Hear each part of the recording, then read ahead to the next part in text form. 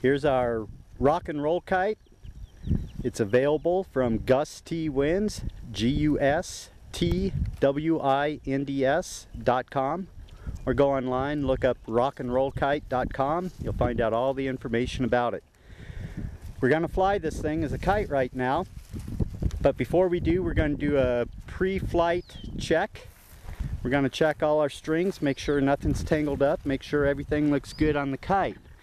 You want to check your bridle string. The bridle string is what is attached to the front of the kite and attaches to the fly line. Check the corners, make sure they're not all tangled up. Check down here, make sure that these strings, the bridle string and the windsock string, are not tangled up.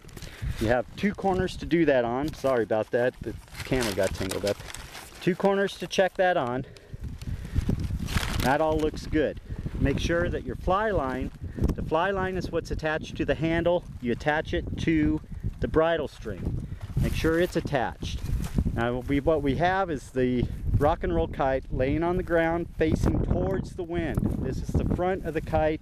The wind is blowing towards the front of the kite. Come back to the back of the kite. You can kind of see it laying on the king post on the ground. This is the back of the kite. If you're looking at this while you're flying the kite backwards. You need to be looking at the front of the kite. Lay that on the ground like that. Kind of have it like this. I have my fly line attached. The other end of the fly line right now is attached to a fence post, but your friend can hold it, you can hold it, whatever you need to do. This is just a self-launching method of launching your rock and roll kite. What you want to do now is, we did the pre-flight check and everything. Everything's looking good. What we're going to do is launch this thing. We're waiting for some wind. It's real easy to launch these things. All you have to do is grab onto your fly line, make sure it's tight. You can kind of see me moving the rock and roll kite there a little bit. See how I'm moving it, coming towards me?